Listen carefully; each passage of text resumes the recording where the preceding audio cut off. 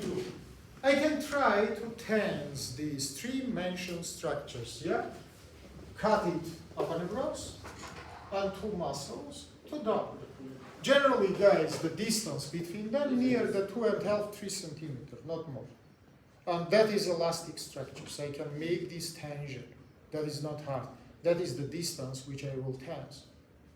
You understand that this is not so critically hard, especially for the muscles, to make the descending into 2 centimeters to down.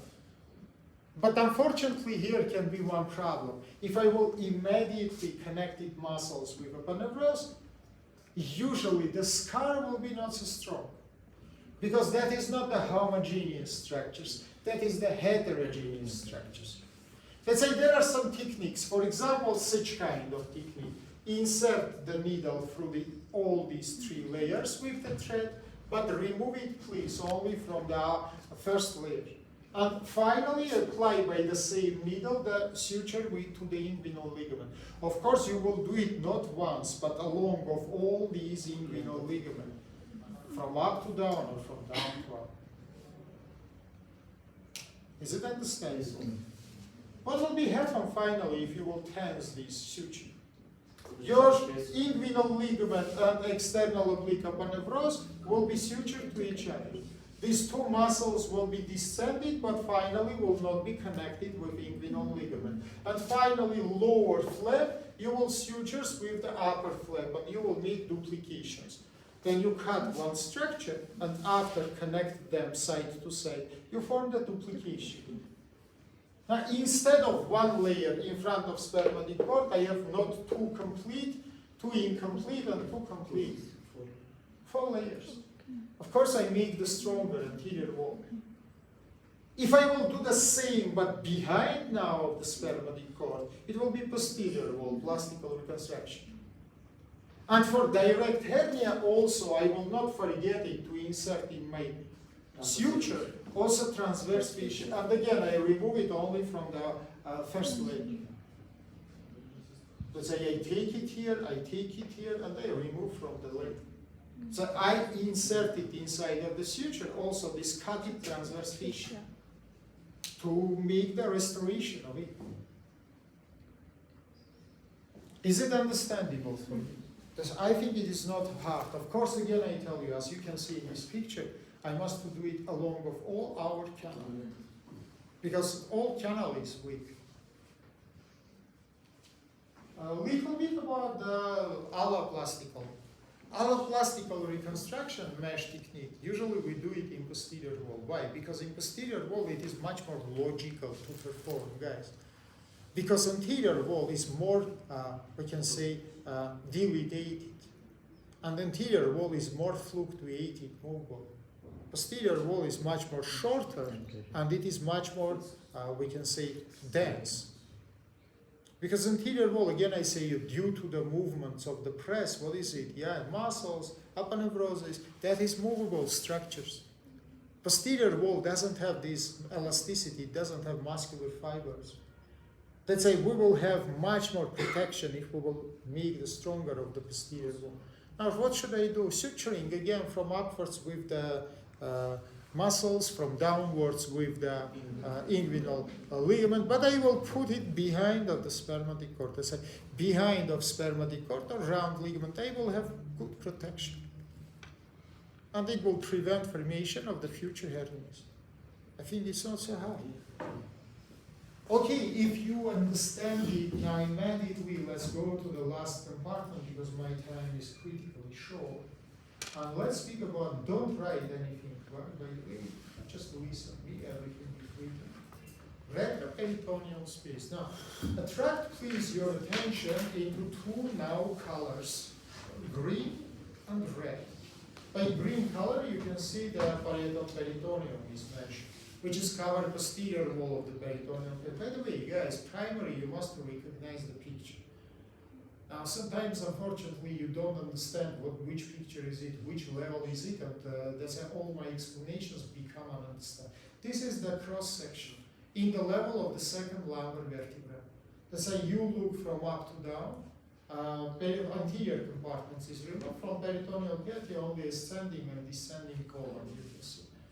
All another structural units is removed, anterior wall, peritoneal organs, everything. But you don't remove posterior wall. That is the lumbar region. And this red structure, it is the last layer of the lumbar region, which we call end-abdominal fascia. This green structure, it is the last layer of the peritoneal cavity. It is the parietal peritoneum, which is covering its posterior wall. Now the space between the red and green layers we call retroperitoneal space. By the way, space between the same structures in anterior wall we call Langenbeck space or endabdominal, preperitoneal space. Yeah, you remember transverse fascia, which is the same endabdominal, and parietal peritoneum. They say this ring, guys, is complete. It is located in all abdominal region, and anteriorly and posteriorly. Just posteriorly, it's much more better developed. It is much more wider. And anteriorly, it doesn't have any organs. Posteriorly, we have organs, vessels, nerves, spaces, fascias, everything. Well, let's describe the borders of it. Now, you can see that anteriorly it is bordered by parietal peritoneum. Posteriorly, it is bordered by endabdominal fascia. To show for you superior and inferior border, instead of horizontal, I will show sagittal section. Now, which section is it? Now, look to me. From mid side, you make the section, and you look now, or the left side is removed, and you look to the right. How I can prove it that it's right? You just see sickle. Sickle located in the right side. That is right portion, not the left one. And what do you see? You see this gray fat, which is located partly in front of kidney, partly behind of kidney, partly surrounding the kidney by blue color. That is immediately retroperitoneal space. How I can prove it? Simply, guys, anteriorly it is peritoneum, which is covered posteriorly red structure, it is endabdominal fascia. How much it is passed to upwards? You can see up to diaphragm. Because diaphragm, it is natural border between abdomen and between thorax. In this level, it will be finished. How much it is goes to down? Much more than to upwards. Why? Because you can see that this grayish structure continues into the pelvis. That's an inferior border, only imaginary. It's not real. It is the linea terminalis. Because that is the common border between abdomen and pelvis. Above it we have, it is approximately here. Above it we have great pelvis as the part of the abdomen. Below it we have small pelvis as the separated part of the human body. That's which conclusion I can make. If anterior, posterior, superior borders is real physical walls, inferior border, it is imaginary line. And inferiorly, I can make one more conclusion. Retroperitoneal fat communicated with pelvic fat. And if, touch wood, your patient will have, for example, pus inside of retroperitoneum, it can be simply descended into the pelvis. But we don't finish. Now let's discuss how much it is spread into the medial and into the lateral side. Now let's come to the lateral. Minutes before I told you that its natural continuation, it is Langenbeck space. But immediately look to this red septum. It is red septum which is connected endabdominal fascia and the parietal peritoneum approximately level of posterior axillary line. What it means, guys, it means that communication by this septum between Langenbeck and retroperitoneal space is close. Really, it is continuation of the one space, but without common communication due to the septum. How much it comes to the medial side? Much more than in lateral. You can see that it behind of big vessels immediately pass to the opposite side. Otherwise, we can say that this retroperitoneal space is common for right and left compartments, because behind of aorta abdominalis of the inferior caudal vein, we have communication. It means that the pus simply can pass from right to the left side. No any problems, no any doubts. Let's look again now to the previous region, which is the lumbar region. Now let's understand now this consequence from back to in front. We have lumbar region, we have retroperitoneal space, we have peritoneal cavity, and we have anterior wall. And so now you locate it here, guys, between lumbar region and peritoneal cavity. You are in retroperitoneal. All 6 borders I show for you. Anterior, posterior, superior, inferior, lateral, and medial.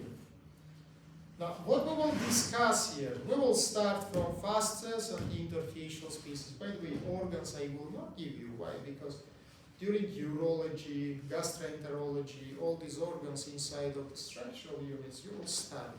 Due to the deficit of the time, I don't give you. By the way, who will need the information? Can I become?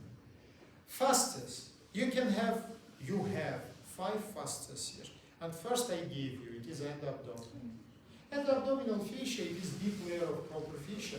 And as you remember, it is covered the ventral group of the lumbar muscles. That is quadratus lumborum, and that is the psoas, which can be divided into psoas major and minor. Remember, please, in lumbar region, proper fascia has 2 layers: superficial, which we call thoracolumbar, and deep, which we call end-abdominal. Thoracolumbar fascia, it is this white one, and it covers the dorsal muscles, like sacrospinalis, latissimus dorsi, external oblique, internal oblique, transverse, serratus muscle. You can say me, where is serratus? It is up to the level of L2. That's in this picture of the cross section we don't see. It is above.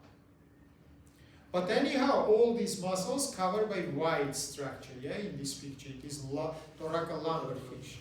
Red structure covers the ventral or anterior group of the muscles, and also it forms the posterior border of retroperitoneal space. Second fascia shown here by the blue colors. And you can see that it's originated immediately in the place of this septa between end-abdominalis and parietal peritoneum. As I say, this is approximately the level of our posterior axillary line. Or otherwise, you can say that is the place where the peritoneum from lateral wall traverses into the posterior wall. Do you see this angle? So immediately it's happened here. Now what is the origin of this fascia? It is dualistical origin, because from one side it's originated from peritoneum, from another side from endo-abdominal fascia. They join each other and they give the new structural unit, which we call retroperitoneal fascia. Now look, guys, from the mentioned posterior axillary line, it is passed to the medial side, and approximately 2 centimeters laterally to the kidney, it is split into 2 terminal layers. One we call prerenal, and second we call retrorenal. Consequently, that is the 3rd and 4th fascias of our space. Prerenal one cover your kidneys from in front, retrorenal one cover from behind. But before come to these fascias, little bit about retroperitoneal. How much it is passed and what the borders. Of course, upwards it will be bordered by diaphragm. To downwards, friends, it will reach the pelvis. And 1 minute attention, together with end-abdominal fascia, it will form the pelvic fascias. That's it. It is turned into the pelvic fascia. I want to remind you, from anatomy you study it, or if not, we will study it in this semester, that in the pelvis, pelvic fascia has 2 layers, parietal and visceral, like peritoneum. Parietal layer covers the walls of the pelvis, yeah? For example, you remember, musculus iliac psoas, covered by iliac fascia. This is immediately parietal layer of the pelvic fascia. It's covered the walls, the muscles which is in the walls, but not the organs. Visceral layer will cover the organ, but in a unique way. For example, your organ and visceral layer, we don't touch to each other. Between us, there are visceral loose connective tissues. Peritoneum doesn't have this specifically. Peritoneum fuses with the organ wall. And it forms the 3rd layer of the organ wall, serous membrane, muscle, mucous membrane. Inside of the pelvis, situation another. You are separated structure, I am separated structure. I cover you, but it doesn't fuse with you. But there are a second kind of the space in the pelvis, parietal space. It is between visceral and parietal layers. That's why we have visceral loose connective tissues in the pelvis and parietal loose connective tissue. Visceral, it is between organ and visceral tissue. Parietal, it is between visceral and parietal layers of the pelvic tissue. Now, why I remind it for you? Because this fascia downwards goes and forms the pelvic fascia by its double layers, by its parietal layer and by its visceral layer. How much it is come to the lateral, I show up to the posterior example. How much it come to the medially, I also tell you. Approximately 2 centimeters, laterally to the kidneys. It is finished by division into 2 terminal branches. Prerenal one, retrorenal. Now look into the prerenal and retrorenal fascias, and much more better in the sagittal section it shows.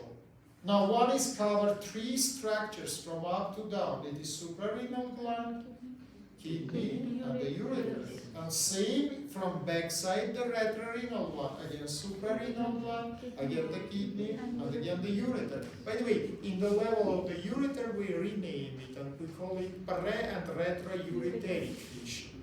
That's a kidney and suprarenal, it is pre and retrorenal fascia. Ureter, it is pre and retroureteric fascia. How much it will descend into the, I told you now, up to the visceral layer of the urinary bladder fascia, because ureter will connect it with the bladder. It will come and fuse with the visceral layer of the pelvic fascia, which is covered urinary bladder. How much it will go to upwards? Again, you can see tip of the suprarenal. Here, the anterior and posterior fascia fuse to each other, and they encapsulate all these 3 mentioned structures, which I said before.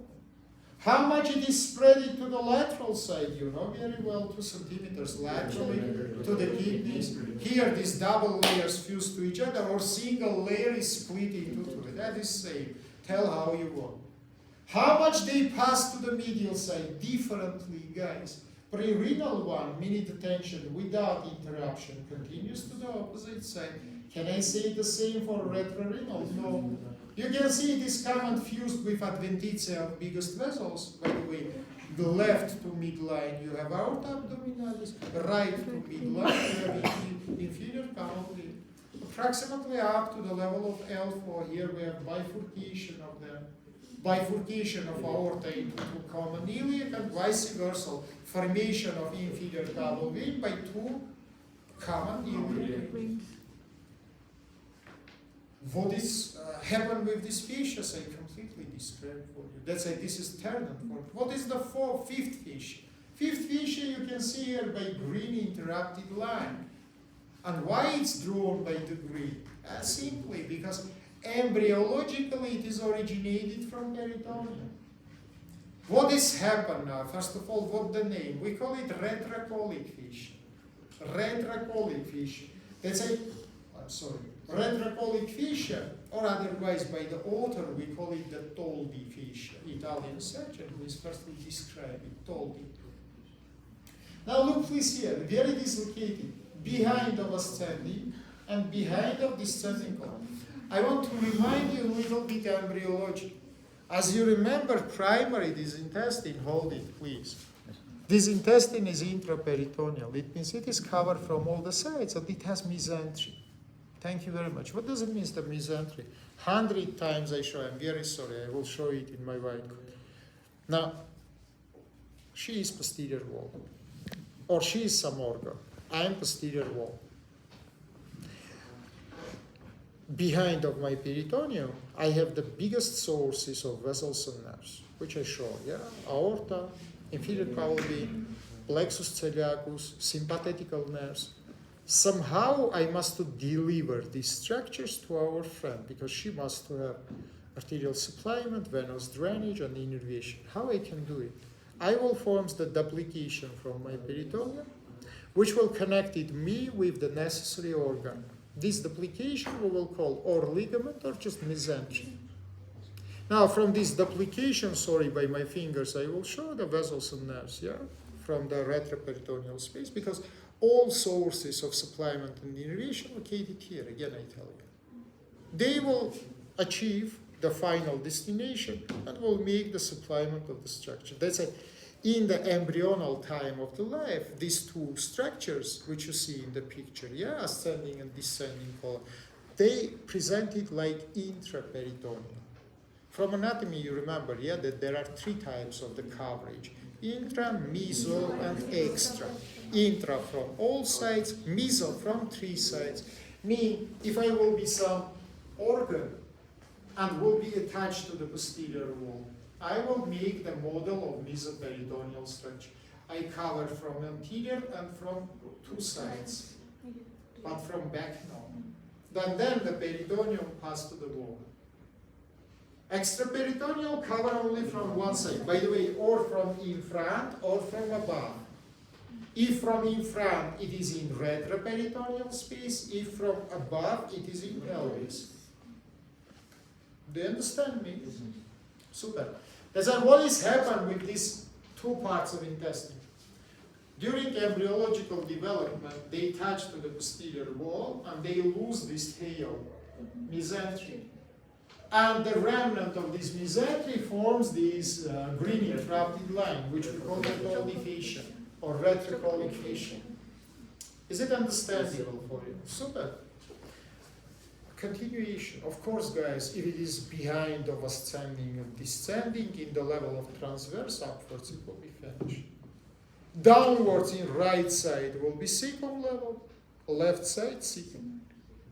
I think it is very simple. Laterally, you can see that it comes up to the same posterior axillary line, and as it's shown here, fuse with the parietal peritoneum. Medially, as you can see, it is come up to the root of mesentery of small intestine and fuse with it. Do you see it is interrupted? Is it understandable? I think it's not so hard. Let's continue. Now, between these described fascias, we have loose connective tissue spaces. And generally, there are three compartments. It's very simple to imagine. If I will be kidney, one fat will be behind me, one fat will be in front of me, and one fat will surround me. That's I remember, please, kidney by itself together with the ureter, split it all these fatty tissue into three compartments. Compartment which is behind of me, called by the name of region. Textus cellulosus retroperitonealis. Retroperitoneal loose connective tissue.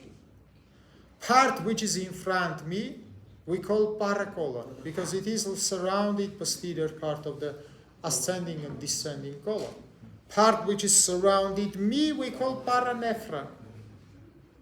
By the way, continuation of paranephron, we call paraureter, because it is surrounded the ureter from all. That's I remember, please, once again, by the kidney, all the fat divided into retroperitoneal, paracolon, and paranephron.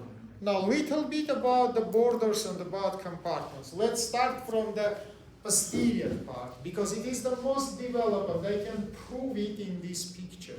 You can see that gray matter, this fat, is much more better developed behind than in front. And what the borders of it? Now 1 minute, look again in the cross section. Anteriorly, you can see two structures, blue before and blue after division. Blue before it is retroperitoneal, blue after it is kidney, yeah, retroreading. Posteriorly, you can see just one structure, it is the end abdomen. Let's say anterior and posterior border, I think, is recognizable for you. Superiorly, same diaphragm, natural border between abdomen and thorax. Inferiorly, generally, guys, no any border. And it goes and continues immediately into the parietal loose connective tissues, not the visceral, but the parietal, which is between parietal and visceral layers. You can see it here. This is, for example, parietal layer, visceral layer, that is the parietal layer, and that is the fat which is between them, yeah, parietal loose connective tissue. Do you understand me or not? What about medial and lateral borders? Laterally, you get the septus. Again, middle axillary line, the place where the abdominalis fuse with the parietal peritoneum and space is closed.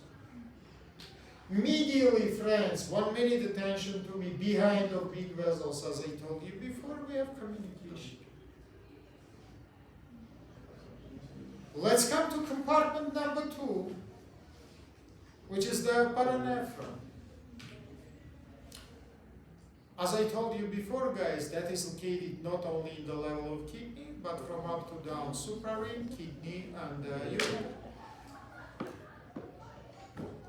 This is jungles or university.